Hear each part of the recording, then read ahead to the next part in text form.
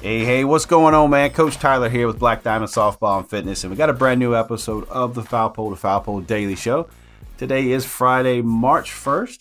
We finally made it to March. It seems like February took forever, even though it is the shortest month. It just seemed, for me, it seemed like it was just dragging on.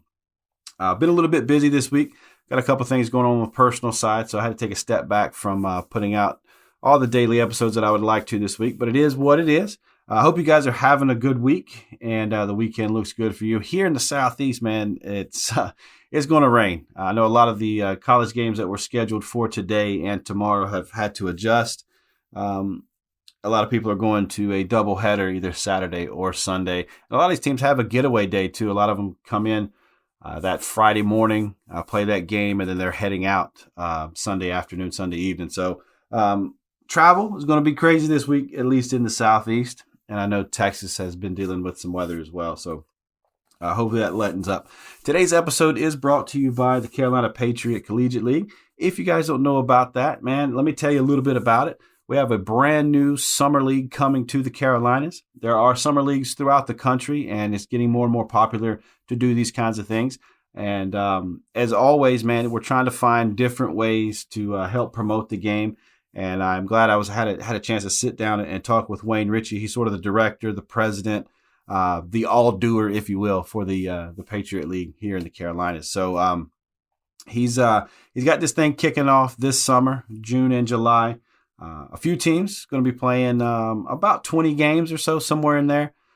It's going to be fun because it gives these athletes, maybe it's a freshman looking, or an incoming freshman looking to kind of play at that next level. You've got some girls that are maybe in mid-season or in the middle of their careers or whatever, trying to stay right and stay good and keep honing their skills. And then you have some that are hitting that transfer portal and looking for a new home.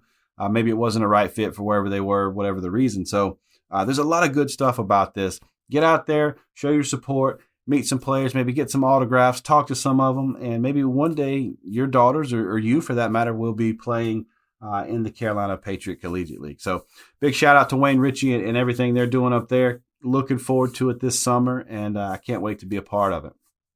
All right, as we get into today's episode, we got a couple of games this week that I really wanted to recap and kind of touch on, and some big time stuff. I mean, right now we're getting into the point of the season where teams are starting to show their identities. Teams are starting to show sort of their pedigree and how good they have been, in years past, and kind of keeping up with that trend. We do have some teams this year that are really, opening some eyes about how good they've been early on the season and continuing to sort of grow in the right direction. So that's awesome. I had a big time matchup yesterday with South Dakota State and Arkansas. I know neither one of those two teams are really on the national stage as far as what ESPN will talk about or sort of the big time networks and stuff like that. But I'm telling you, both of those squads are good to go. Arkansas is a team that really in the SEC, they get overshadowed, but they really shouldn't. Right now on the year, they're 14-3. They have beat some really good teams. And their losses, that they've had some tough losses, but they've been in every game that they've lost. So if you look at it, they have 3 losses, but each one of those losses are within 2 runs. So they were right there. You look at a Penn State loss of 3-2, look at an Arizona loss 3-2, and then you look at a Wichita State loss 3-1. So all of those games they've been in, and they have blown out some really good teams too. You look at Marshall, solid team early in the season to get going. You beat them 10-3. A little bit later on in the year, they were able to beat Wichita State 15-4. So I think a dark horse, somebody that's really going to throw a wrench into things in the SEC, is going to be an Arkansas team. They got a couple of big matchups here in a couple of weeks as they get into SEC play. They start off their SEC play against a hungry, a solid Auburn team. And then as they go along, man, they got to play Georgia. They got to play Mississippi State. They got to play Missouri. They got to go to South Carolina. They do have a home set against Alabama, but they're back on the road against LSU. And they wrap the season up with Ole Miss. So Arkansas, I think they're going to be there towards the end. I think they might be on the outside looking in as far as hosting a region. But, man, you look at teams that they have to deal with, they're going to be seasoned and be ready. Playing teams like a Georgia, playing teams like an Alabama and an LSU, by the time they're ready for postseason play, they're going to be in these tough games, these, trying to figure out how to beat these tough teams that are solid, throughout their lineup. stats-wise, Arkansas is right there with, the powerhouse teams that we talk about all the time. And then if we look at their opponent from last night, Arkansas was able to get that 4-3 win, but it wasn't easy. It wasn't. You can't go in and look over a South Dakota State, even though they are an 8-10 team right now. They've been in some tough games too. You look at what they did against Missouri. They were right in that first game against Missouri, lost to 4-3. Didn't have such a great showing in the second game. They lost 7-1. But at the end of the day, they are right there where they need to be. Look at some of the teams that they're playing, and it shows you their pedigree and shows you how good that team really is. Even if they come away with a loss, when they get into their conference play, when you look at the Summit League, when you look at the teams that are there, you got to put San Diego State right there at the top, right there in the front of it. I really think so. You look at their season so far, a couple of losses here and there, but they're against good teams. I mean, you lose 2 to Oklahoma State. Is that such a bad loss? Probably not. I mean, of course, you want to win your games. Absolutely. Don't get me wrong there. But at the end of the day, you're playing against an incredible offensive team that can put up a ton of runs. And I don't know how many runs Kilfoyle is going to give up this year, honestly. She is throwing darts right now. But if you get into conference play a little bit later on in the season, I think they're going to be okay. And before they ever get to conference play, they play a couple of powerhouse teams. They have to play Arkansas again, and then they're at Duke and they're at Florida State. So they got 2 weeks where they're on the road against some really good teams in the ACC. Duke and Florida State are going to be there in the end. And if I had to put money on it, I'm going to say South Dakota State's going to find a way to get into the tournament, find a way to get into the postseason. I don't see anybody that's in their conference that's better than them. They might be just as good, but I don't think anybody's better than them. North Dakota is a solid squad, absolutely. But at the end of the day, I think South Dakota State is doing exactly what they're supposed to do. Play the tough teams early so you can have a shot at the end. All right? As we move on to the other games that were yesterday, Washington thumps Maryland, beats them 8-0 in 5 innings. Washington, man, bouncing back, doing their thing. They're able to get an 8-0 win, and then in the second game of the doubleheader, able to get an 8-6 win. Texas A&M was able to handle Long Beach State. Long Beach State's another team that they're playing their schedule the right way. I like these teams that are jumping out there and taking their lumps, taking their licks. I mean, they haven't had an easy game all year, but they're 2-15 on the season. That's one of those dark horse 2-15 type of teams. You get them into conference play out there in the Big West.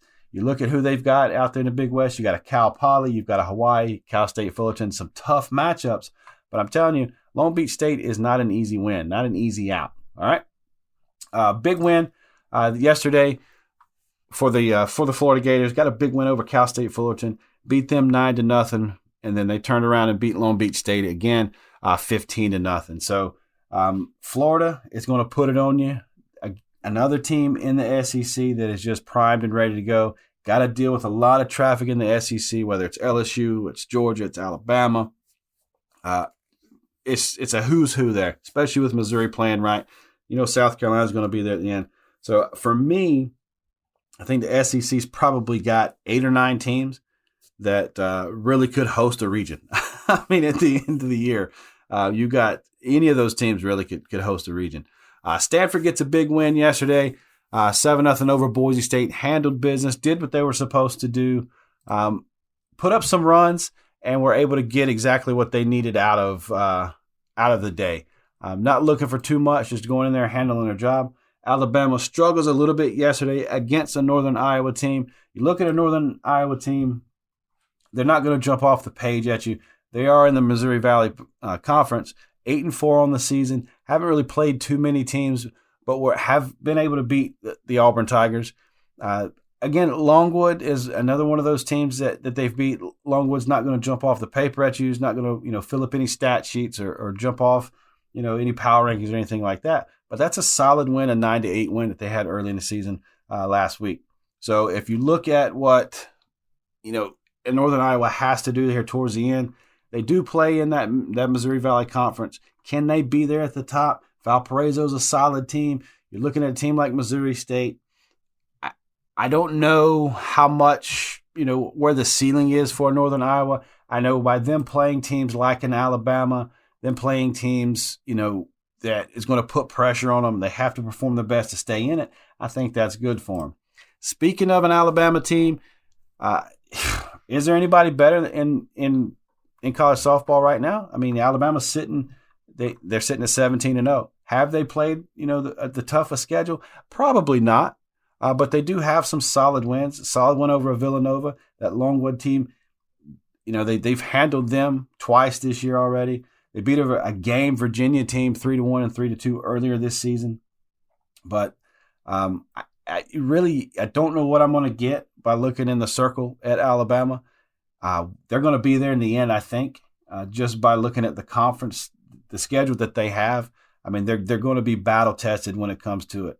They do end the season, with a huge, you got 3 different sets. You got Arkansas they got to go on the road for. They've got Tennessee there at home, and then they turn around and go on the road against an Auburn team in a rivalry, in-state rivalry. So, Alabama, I'm looking.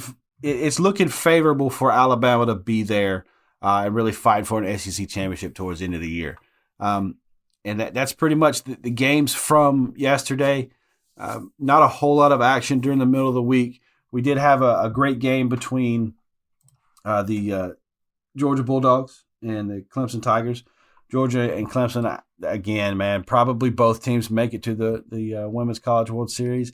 If I had to say, pick, would they be in, yes or no, I think both of them are in.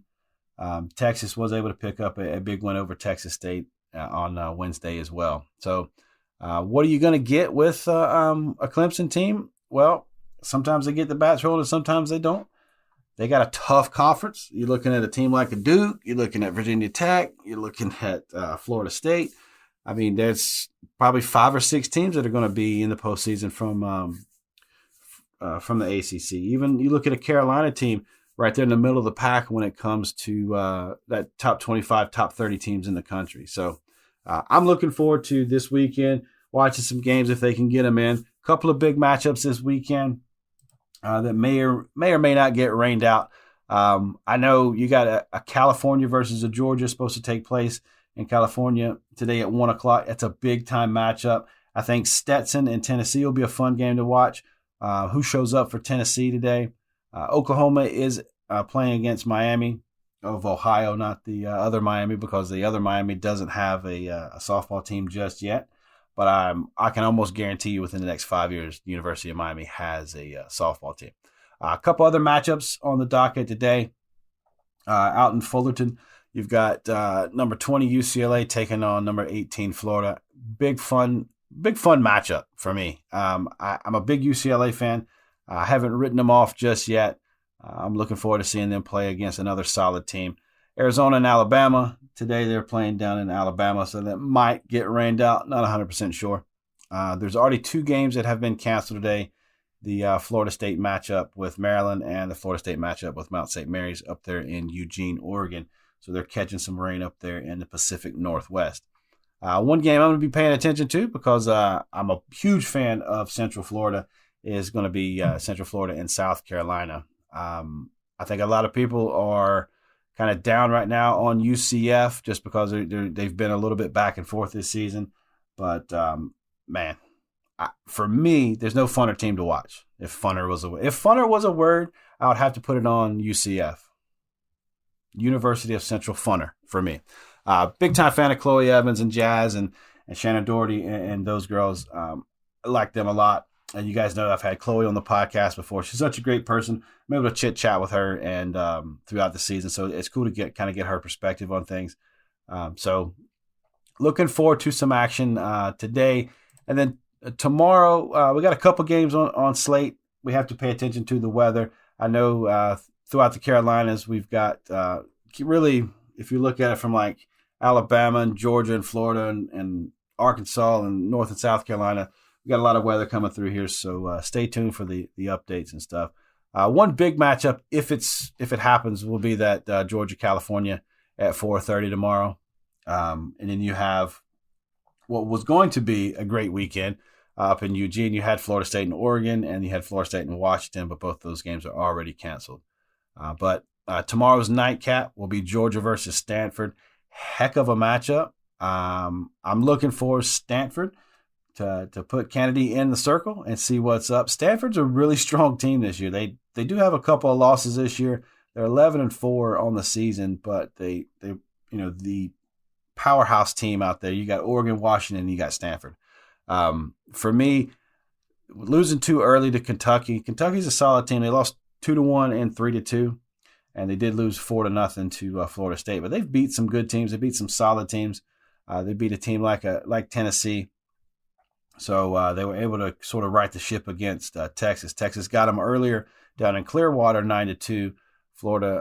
Stanford was able to get them back in Texas, 4-3 win. So this weekend you got Stanford and Georgia playing too, out there in California. So if you look at sort of their schedule for Stanford as they get down towards the end, their last 2 weeks of the season are really going to be a telltale sign. How many wins can they get at Washington, and how many can they get at home against Oregon?